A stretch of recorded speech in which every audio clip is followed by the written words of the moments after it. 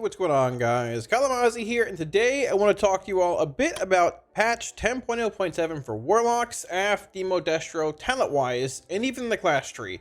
Now, the past few weeks have been a little slow with PTR news. We haven't really gotten really much at all for, well, PTR changes, talent trees, anything like that. But the builds that came out, I guess the changes that came out a few weeks ago are still relevant, and Lock is still looking pretty strong damage-wise on PTR.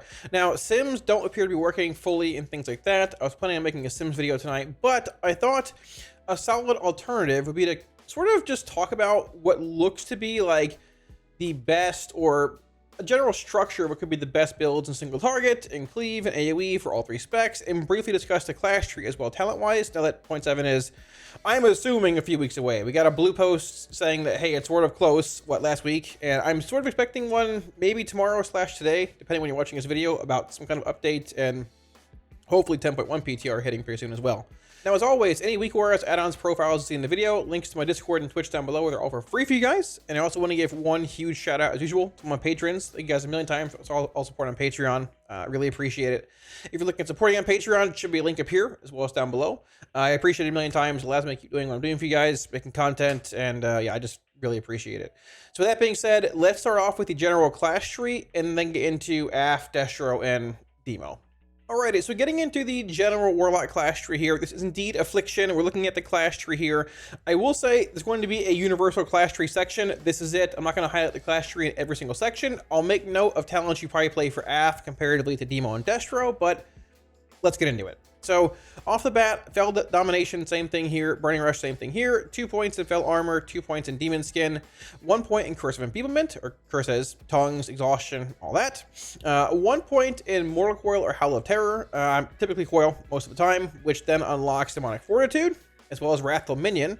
And over here, Curses goes into Demonic Embrace, more stamina, and Demonic Inspiration, which increases the attack speed of your pet by 5%. These were changed a little bit. They've always had the sack buff on them, but they've made it so it's not whenever you generate a soul shard.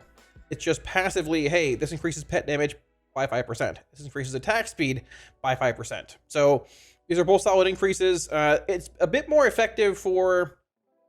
It's easier to generate shards for Destro and Demo than it is AF. So theoretically, it's a larger buff to AF comparatively to Destro and Demo, but we'll take it across the board. It's fine. Good to see. So things have changed a little bit here besides that. So you have the hybrid node here of Nightmare and Horrify, the Fear in Place, old return of Glyph of Fear. Cool to see. So we're putting a point here in Sweet Souls to unlock Dark Pact, all this stuff here, and a point in Demonic Gateway to unlock Dark Accord, Strength of Will. Now, it is worth mentioning, Lifeblood has moved here. It is not in the same spot as it was before. So theoretically, if it's a setting where you don't need Gateway, you could say, hey, I'm opting to not take Gateway and go into Lifeblood to grab this. It still gets you Shadow Fury, all the same. Up to you. This build can change a little bit, but just general points to hit on. That's that. 1 point here in Frequent Donor. So these two nodes here are new. Now, this used to be Lifeblood and Accrue Vitality being here and here respectively. They've moved up in the tree here. So these nodes, you used to essentially put 2 points in one of these two nodes. If you're playing AF, you put points in Accrue Vitality for Draining Life, Healing You for more because of ID and the effects that it has. But you're putting 2 points in both these nodes basically all the time. There increases to Shadow Bolt and Drain Soul for Affliction. This increases Demonology Shadow Bolt damage as well, which to be fair is pretty minuscule. If Demo's looking for a talent point or two to move around, you might not put points in Sagittarius Techniques just due to how unimpactful it is, because Shadow Bolt's like 1% of your damage. But either way, and Destro is Incinerate, and I believe this is Agony for AF, Immolate for Destro, and I believe Wild Imps for Demonology. But TLDR, they all are just baseline damage increases, which are replacing utility traits in Accrue Vitality and Lifeblood in 10.07. So for the most part, I'd say 2 points, 2 points, 1 point in Soul Link here, opening up both Soul Conduit and Grimoire Synergy. Just 2 damage-based nodes again, you fill them in. So, as Affliction, I am taking Grim Feast because it makes Drain Life's cast time faster. Now, I will say, the build over here, we'll get to in a minute in the AF section, is not playing ID. We'll get to that in a little bit. You might end up playing it in the long run in prog-based settings, but if you are playing Inevitable Demise, you certainly want to have Grim Feast. Now, I think this is a pretty subpar capstone in the first place. It should be moved, but regardless, if you're playing ID, you're going to want to have Grim Feast around. If not, you can probably make it a floater point, put it somewhere else, and wherever you want. Now, you're obviously taking Inquisitor's Gaze or Summoned Soulkeeper. They're both being buffed substantially in 0.7, so this is a node here, wherever you put your points. And 1 point in Soulburn for utility. It's been played in most settings and still decent in certain spots. Now, realistically, we used to have a few floater points left because you had 2 points, either Accrue Vitality or Lifeblood, being here or here, but you didn't have all 4 invested, right? You do still have 2 points up here in Fiendish Stride, which you can indeed pull if you want, say, Shadow Fury and, say, Dark Fury, or if you want, you know, Shadow Fury and Horrify, and you can even pull, let's say, do this, you can even pull a point from Grim Feast and put it in Dark Fury if you want. Now, obviously, that means no Fiendish Stride. You can put those points somewhere else too if you want, in Lifeblood, in Vitality, wherever, what have you. But with Sargeras Technique and Sakathar's Guile being new parts of the class tree for Warlock in general, you have a bit less floater points left. Floater/utility points. But I still think that with the 2 points of Fiendish Stride and 1 point in Grim Feast, realistically, only if you're playing AF, otherwise you have 3 floater points or 3 floater points. The class tree for Warlock is still structured pretty well. There's not always going to be spots where you want Horrify. You're not always going to want Shadow Fury. There's times you don't want Gateway. At times you might not maybe necessarily need Dark Accord or Strength of Will. Probably will, but I mean, what I'm getting at is there's scenarios for everything. So TLDR, the class tree gains some damage nodes, but you still get the vast majority of whatever utility you wanted. If you want extra DR, you know, whatever, put it in Fel Synergy, you can put a point in the Resolute Barrier. There are still options. Sakathar's Guile and Sargeras Technique are indeed damage buffs across every spec. So, with that being said, let's talk about AF. Okay, so for Affliction and single target, I think this is a solid starting point for what would be a good single target patchwork build. We have a single target build, an AoE build, and maybe a variation on an AoE build coming up here. So, single target, Rapture, UA, Writhe and Agony is now here. It is a 1 point trait. It used to be here at 2. They removed Xavier Teachings and put Writhe and Agony at a rank 1 trait in this spot. Good to see. Solid increase there. Xavier Teachings is now baseline. Corruption is instant cast for AF across the board. Demo and Destro still has a cast time, but you don't cast it as those specs regardless. So we have 1 point here in Nightfall, 2 points in Shadow's Embrace. Not a whole lot really changes from the initial, like, I guess, single target parts of the tree, even on retail now.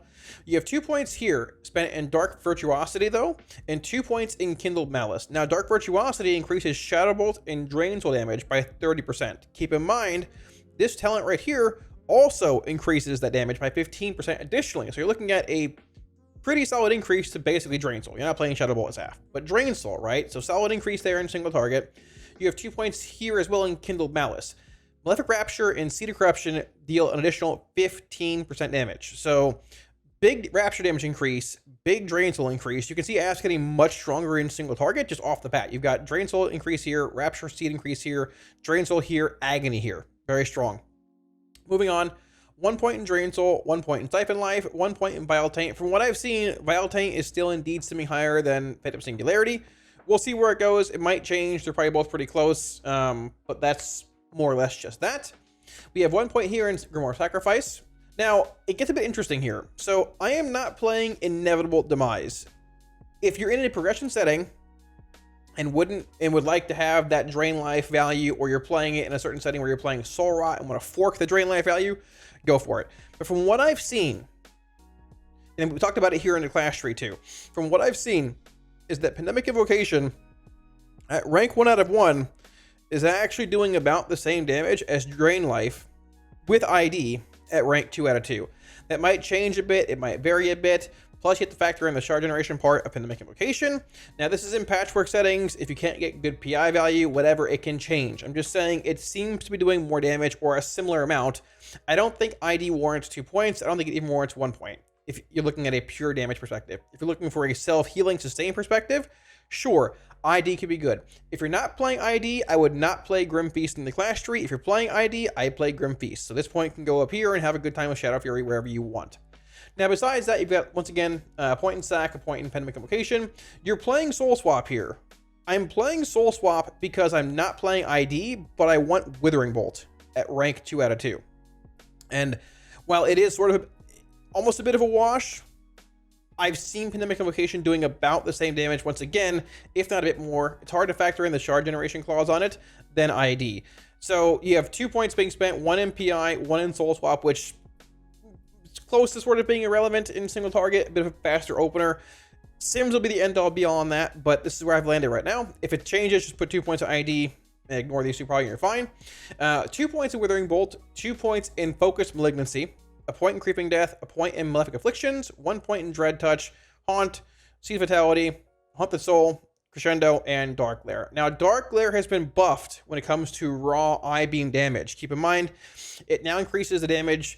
Its I-beam damage is increased by the dots you have active on the target that it's hitting. It's 25% per dot on the Dark Glare's current active target. It no longer siphons value from surrounding mobs onto the 1, but they've increased the damage per dot that buffs I-beam from 10 to 25, and they've also buffed I-beam's like spell power modifier in the background. So Dark Glare TLDR is indeed, from what I've seen, now simming higher than Soul Rot with Vile Taint. So this looks to be the best single target build. We'll see where it goes. Could change, but it looks like we're back to playing Dark Glare. It does some more damage, so you know, there's that. Now, moving on to the AoE build. So I guess AoE / Mythic Plus build.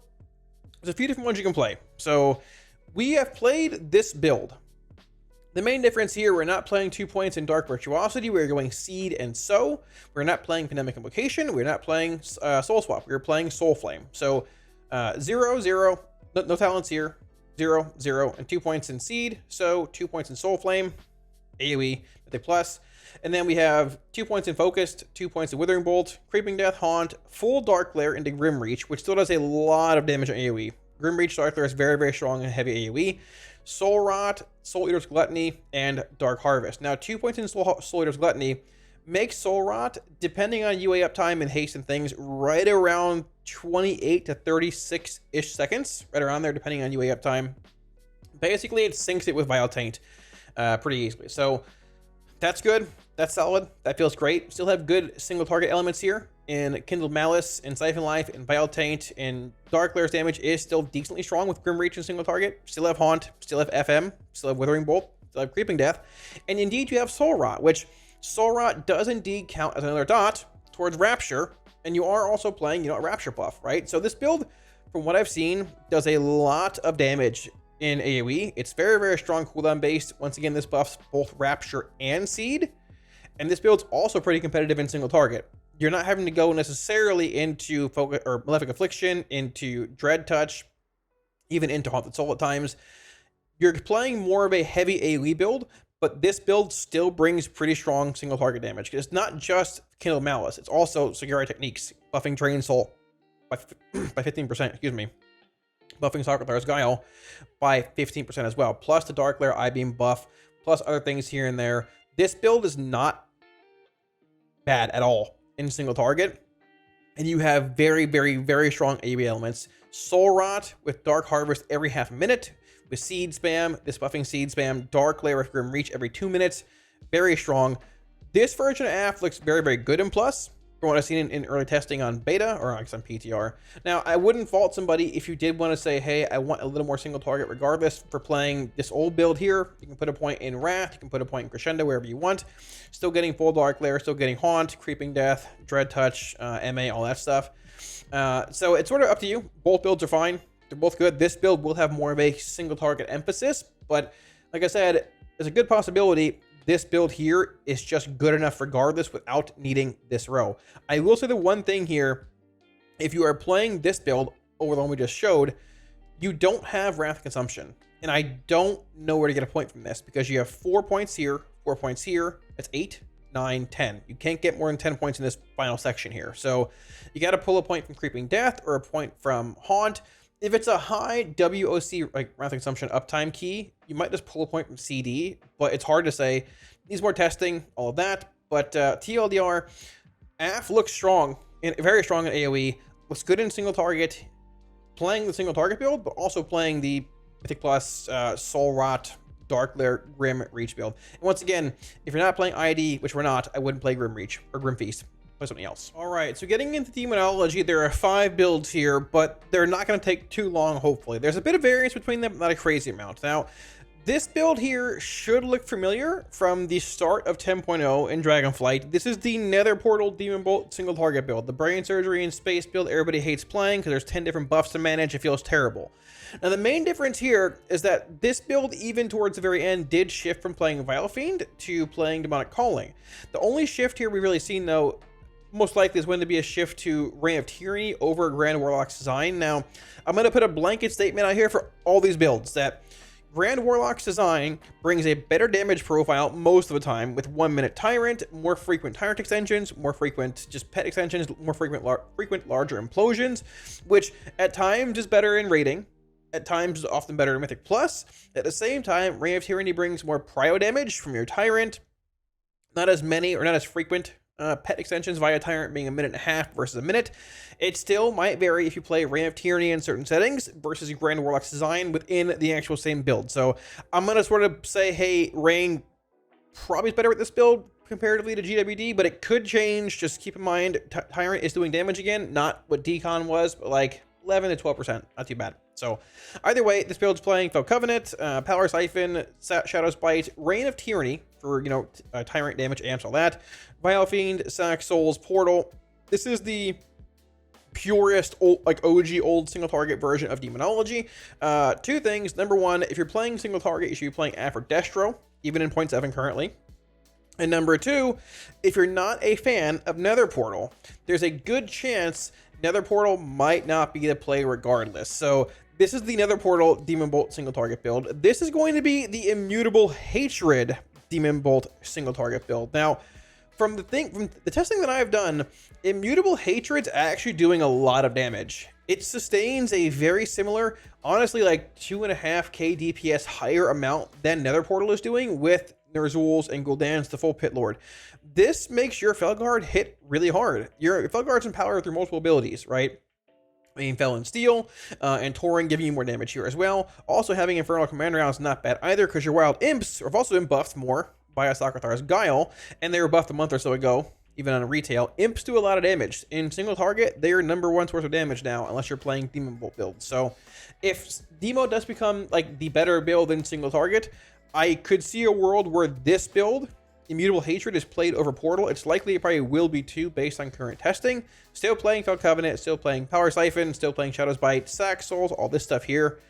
This was buffed to 75 stacks, down from 100, but unfortunately it's still just not very accessible. You can't really pull a point anywhere in either build to get this, without losing more power somewhere else. So this build is still indeed playing Summon Vile Fiend, Reign of Tyranny. You're playing a point in Fell Sunder.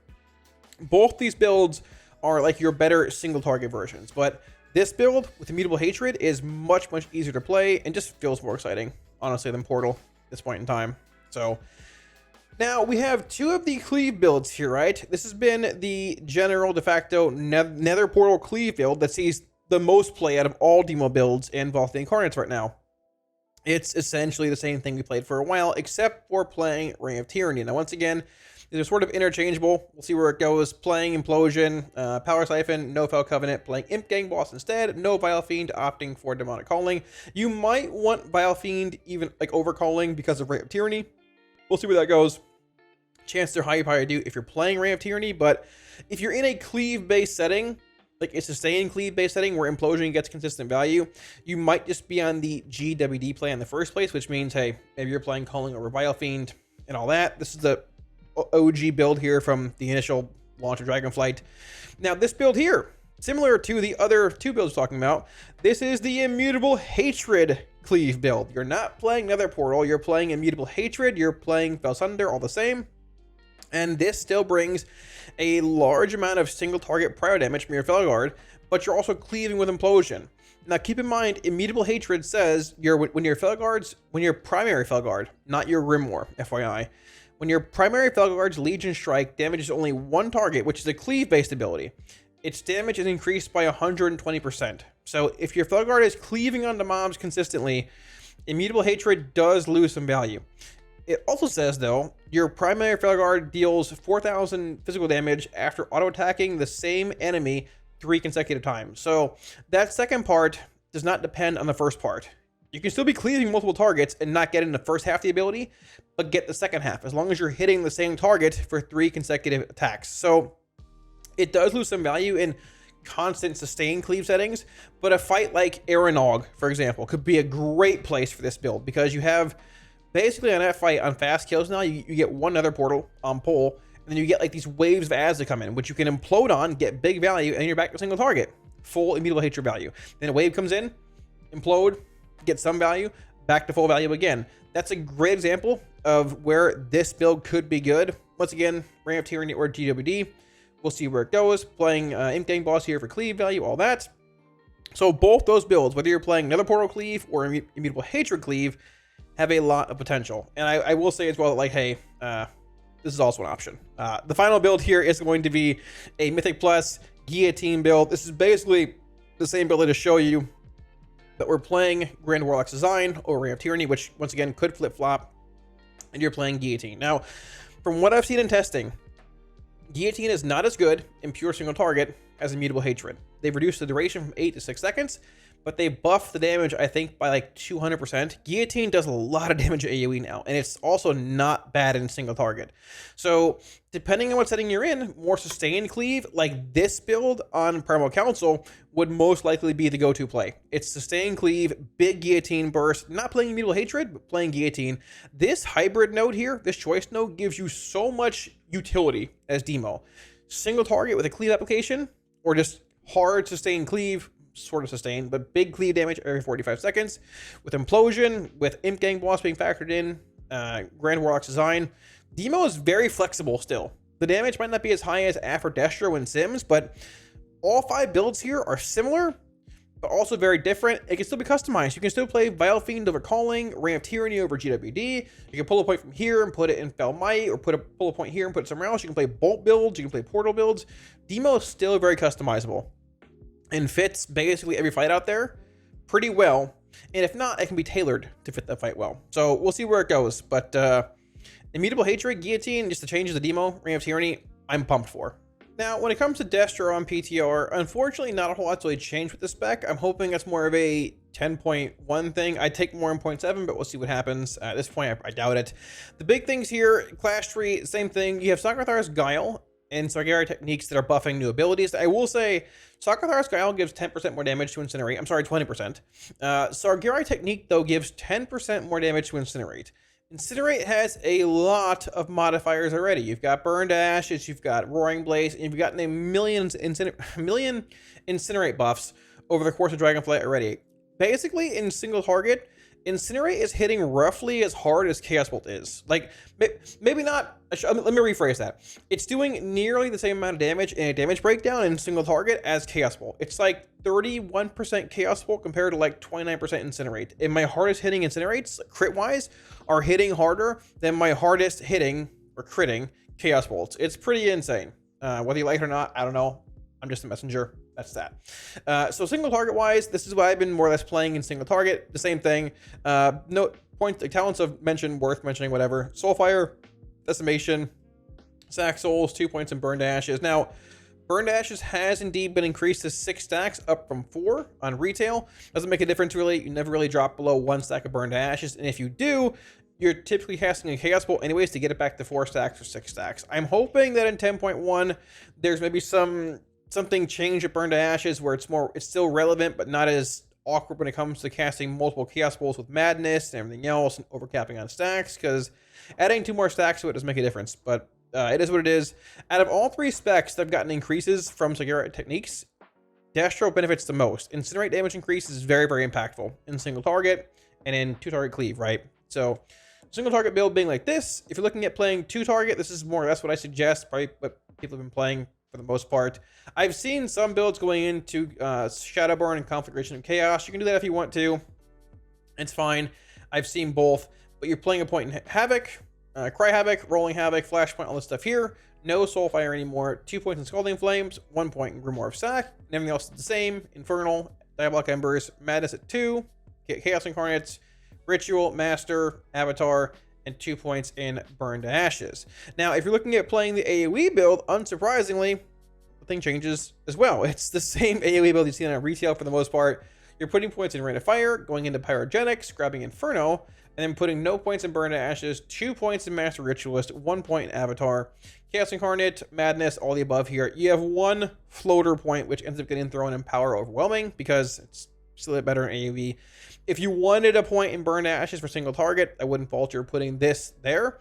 But keep in mind as well that Incinerate has also been, I mean, Sargeras technique buffs Destro in general, whether you're playing the AoE build or single target build. Now, it's really only applicable in spots where you're casting Incinerate, but this build's already not bad in single target. This buff makes it even better in single target. Now, people have been discussing playing a point or 2 in Fire and Brimstone due to this with Burn to Ashes. I don't think this is enough to make Fire and Brimstone relevant. We'll see where it goes, but this is currently the tried and true best AoE Destro build in Plus in high-end NDI settings, and I don't really expect that to change at all. So there's Destro.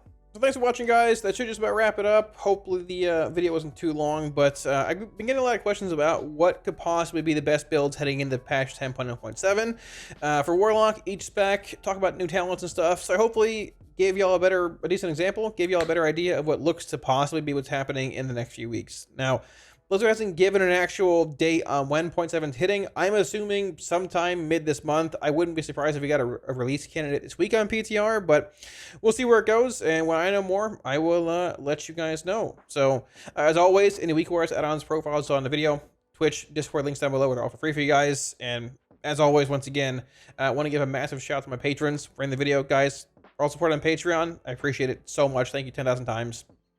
Really appreciate it. If you're looking at supporting on Patreon, should be a link up here as well as down below. And yeah, that should just be about it. I'm a little surprised that we don't actually have 10.1 PTR as of yet. I'm hoping that it's pretty soon. I'm assuming so. I was made aware of Diablo 4 coming out like June 6th, I believe. And with that being the case, I would guess that we have a new raid by then. Hopefully the Race to World First is over by then, if not close to being around there. If that's the case, and Blizzard's goal is to get the raid out before Diablo releases and all that stuff, the patch out and all that, we are probably going to have a very busy next few months coming up. But hey, we'll see where it goes. So I'm excited for it. Thanks for watching, guys. If you like the video, hit the like and sub buttons below. It helps out a ton. And I'll catch you all again soon on stream. Peace.